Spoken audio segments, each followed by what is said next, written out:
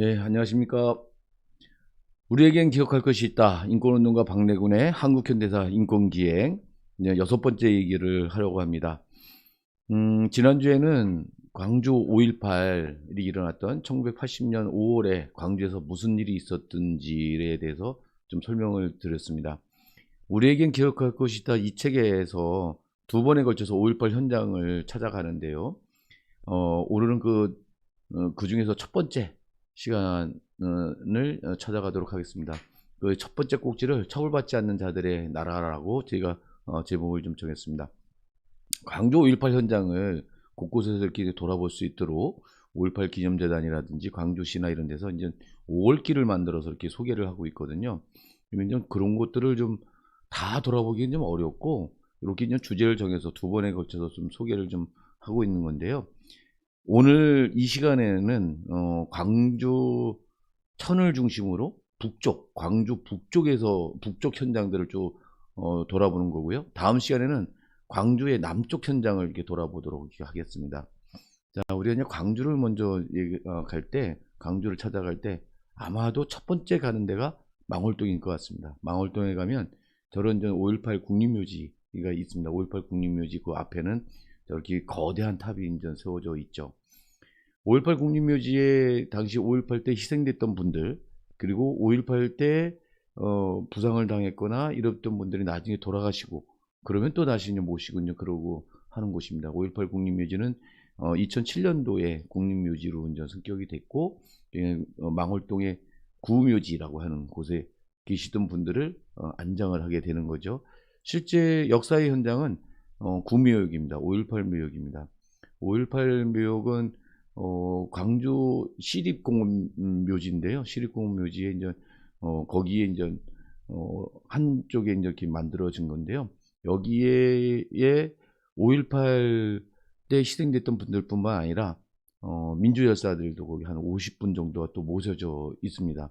그래서 1980년 그때 이후에 운동을 하다가 사회운동을 하다 돌아가신 분들, 이분들도 거기에 계신데 대표적인 인물로 그 이한열이라든지 그 김남조 시인이라든지 이런 분들도 계시고, 또 노동운동 하시던 분들도 거기에 계신데, 거기 이제 망월동 구묘역에는 그 5.18 희생자들 묘역은 가묘입니다. 그러니까 국립묘지로 이장을 했잖아요. 2007년도에 이 국립묘지로 이장을 했고, 그리고 여기 역사의 현장이기 때문에 이장한 그 봉부는 그대로 유지를 하고 있습니다. 그 주변으로 민주열사들이 한 50분 정도가 거기 계신 거죠.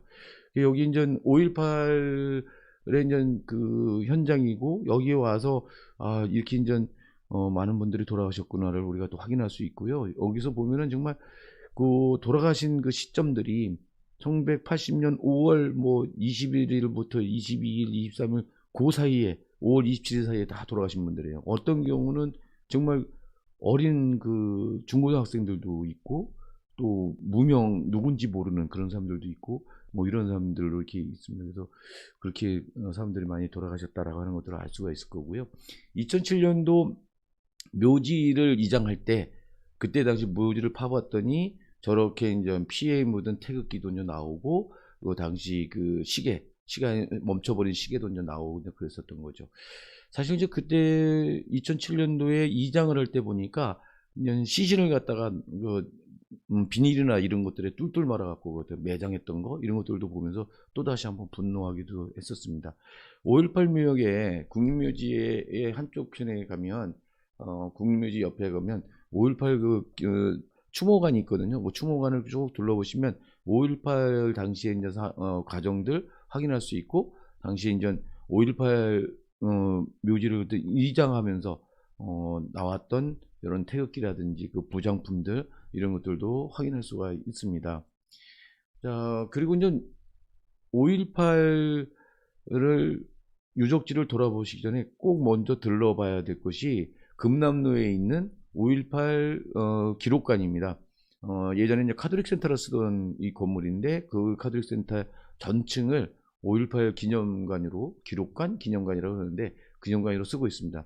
여기에서 들어가서 보시면 이런 식으로 1층부터 쭉 당시의 상황들을 설명하는 이런 과정들이 좀 있거든요. 거기에 지난번 시간에 말씀드렸던 조사천 씨의 그런 사진도 있고요. 여기는 이렇게 보시면요. 이게 이제 공룡터미널에서 5월 19일 날 발견됐던 그런 모습인데요. 리어카의 그 시신 두 구를 싣고 처참하게 이제 죽임을 당한 그런 시신을 싣고 시민들이 저 리어카에 싣고 이게 금남로로 행진해 갑니다. 금남로로 행진해 가면서 거기에 광주 시민들이 함께 합사해 가지고 시위를 좀 벌이게 되는 이런 과정들이 있었죠. 그때 당시에 5.18 항쟁을 시민 항쟁을 만들어 가는데 촉발을 시켰던 그런 리어카를 좀 볼 수가 있고요. 여기 기록관에도 있듯이 여기 이제 그 당시에 이제 주먹밥을 만들던 그런 시민들의 대동 정신을 잘 나타낸 그런 주먹밥을 만드는 광경도 볼 수가 있을 것 같습니다. 여기는 이제 기록관의 5층인데요. 이건 윤공이 대주교가 집무하던 곳입니다.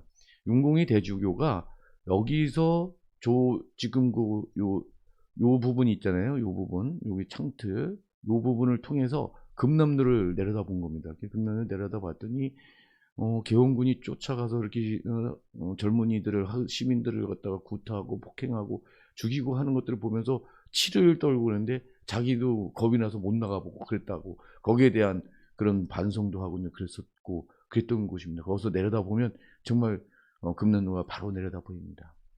자, 여기는 이제 도청입니다. 전남도청 그 현장이죠. 가장 지도부들이 여기 있었고 수습대책위도 여기서 활동했었던 그런 곳이고 마지막에 계엄군이 5월 27일 날 새벽에 이곳에 탱크를 밀고 들어와서 거기에 남아있던 사람들을 사살하거나 체포했던 이런 곳이면서 그러면서 5.18 항쟁의 중심지였고 그래서 5.18 마지막 항쟁의 거점이었던 이런 곳입니다.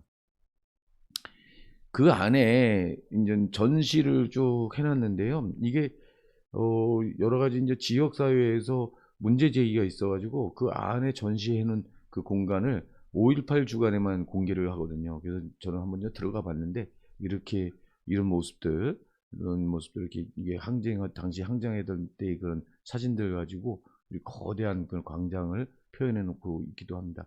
이런 게 이제 공개되면 좋을 텐데 일부의 이제 사람들이 이제 반대한다 그래가지고 공개를 안 하고 그러니까 너무 좀 아깝더라고요. 자, 이 자리는 뭐냐면 이거 당시 전남도청의 상황실로 쓰던 건물이에요. 이 건물이 왜 중요하냐면 여기에 시민 지도부가 여기에 거점을 잡고 활동을 했었던 것입니다. 그리고 2층 여기 대강당 뒤편 쪽에서 아마 이쪽 요걸로 보면 이쪽입니다. 요쪽에서 이제 윤상원 씨가 계엄군의 총을 맞고 쓰러졌던 그런 곳도 바로 이곳입니다. 자, 그리고 이제 우리가 뭐 보는 이 건물은 뭐냐면 전일 빌딩이에요. 전남도청 분수대 오른편에 있는 그런 건물인데요. 이 건물은 헬기 기총 사격했던 흔적이 나중에 발견됐던 곳입니다. 그래서 245개의 헬기 총탄 흔적이 있었다고 그래갖고 건물 빌딩 이름을 갖다 245라고 지었는데 근데 나중에 그런 헬기 기총 사격했던 탄흔이 더 발견된 거예요. 그래서 광주 시민들이 이거 245라고 하면 안 되지 않냐. 훨씬 더 많은 그런 기총 사격들이 여기가 있었는데 하는 것들을 하면서 항의도 하고 그랬었지만 어쨌든 그런 이름으로 개관을 해서 사람들한테 다시 5.18 때 있었던 일들을 설명하는 그런 활용하는 그런 센터로 이용되고 있습니다. 그 안에서 가서 보면 총탄이 박혔던 자기들을 하나하나 이렇게 표시를 해놨어요. 외벽에도 있고 그 내부에도 그 총탄 흔적들이 이제 그대로 있습니다. 그것들 표시를 해놓고 그랬으니까 거기 한번 들어가 봐서 보시면 당시의 현장들을 볼 수 있을 것 같습니다. 요거는 전남도청 맞은편에 있는 옛날 전남도청 맞은편에 있는 상무관이라고 하는 곳입니다. 상무관은 그 공무원들이 체력 단련하고 그랬던 체육관이에요. 체육 경기도 하고 체력 단련하고 그랬던 거니까 이 안에 사실 별 시설은 없는데요. 이 안에 내부에 여기 사진에서 잘 보일지 모르겠습니다만 이렇게 이제 그 관들이 그러니까 5.18 때 돌아가셨던 분들의 시신이 들어오면 여기서 염을 해가지고 여기 관을 쭉 진열을 해놨었어요. 그래서 이제 여기 이제 사람들을 관뚜껑을 열어서 이게 누군지를 확인하고 확인되면 이렇게 이제 염을 해서 이제 태극기로 덮고 이랬던 그런 곳입니다. 이렇게 시신이 안치됐던. 자, 그래서 이 책에 이제 제가 그렇게 썼는데요. 전두환 세력은 1980년 광주에서 학살을 통한 진압에 성공했고 지금까지 성공했지만 광주를 굴복시킬 수는 없었다. 권력으로 억압은 했지만 민주화라는 방향을 완전히 틀지는 못했다. 군림할 수는 있었으나 지배할 수 없었던 권력은 광주로부터 나온 힘에 의해서 그리고 5.18 항쟁을 이은 민주화 투쟁 끝에 무너져 내렸다. 민주주의의 장엄한 역사는 그렇게 이곳 금남로에서 시작되어 지금도 진행 중이다. 이렇게 책 135쪽에 썼습니다. 자, 그런데 이때 이렇게 학살을 저질렀고 수많은 사람들이 피해를 입었고 그랬는데 그 학살자들은 제대로 처벌되지 못했던 거, 이것이 현실이고요. 이 제대로 처벌되지 못하다 보니까 이 광주 시민들이 광주 시민군들을 북에서 넘어온 특수부대다라고 해가지고 왜곡하는 이런 일도 있었고, 또 광주 항쟁 자체를 그 광주 시민들을 갖다가 일베들이 또 모욕하는 이런 짓도 저질러지고 있었던 것 같습니다. 지금 안타깝게도 1995년에 전두환 노태우를 비롯해서 신군부 세력들이 구속이 됐었고, 그리고 1997년 4월 17일 날 확정 판결이 됐어요. 그래서 전두환은 무기징역, 노태우는 17년형을 선고받고 그리고 형을 살고 있었는데, 그해 97년 12월 달에 대통령에 당선된 김대중 씨가 국민 대통합을 이유로 해서 김영삼 대통령한테, 당시 대통령한테 국민 대통합을 이유로 해서 이 사면을 건의하면서 그때 크리스마스 때 사면돼서 석방됐거든요. 그럼 이제 이렇게 돼서 이제 이렇게 됐으면 전두환 그 세력들이 자기가 저지른 그 학살 국가범죄에 대해서 인정을 하고 거기에 대해서 용서를 구해야 되는데 아직도 자기가 잘못한 것을 인정하지 않고 있고 발포 명령 내린 거 뭐 이런 것들에 대해서도 아직도 이제 부정하고 있고, 심지어는 이제 최근에는 또 이제 북한 특수부대가 이제 잠입해가지고 폭동을 일으켰다, 이런 식의 왜곡도 이제 일어나고 있는 상황입니다. 그래서 정말 우리가 확인해야 될 거는 아무리 시간이 걸리더라도 제대로 조사를 하고 그래서 진실을 밝혀서 그 책임자들을 처벌하는 것, 이것이 중요하다. 국제사회에서 유엔에서도 그 대원칙으로 이제 제시하는 거죠. 크게는 진실에 대한 권리, 피해자 입장에서 진실에 대한 권리, 그리고 정의에 대한 권리, 처벌을 얘기하는 거고요. 그리고 배상의 권리, 이런 것들이 있거든요. 이런 것들이 실현될 수 있도록 가져야 되는데 아직 그러지 못하고 있다. 그래서 5.18 진상규명위원회가 이런 작업들을 제대로 수행했으면 좋겠습니다. 자, 이상으로 이제 광주의 북쪽 지역의 대표적인 유적지들을 한번 돌아봤습니다. 사실 광주의 유적지는 여기만이 아니라 더 많죠.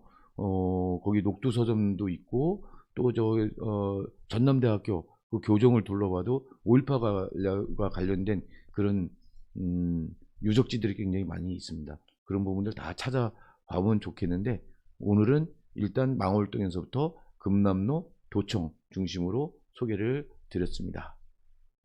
첫 시간은 이렇게 이제 끝내려고 합니다. 자, 끝내기 전에 저희 인권재단 사람에서 지금 캠페인을 벌이고 있잖아요.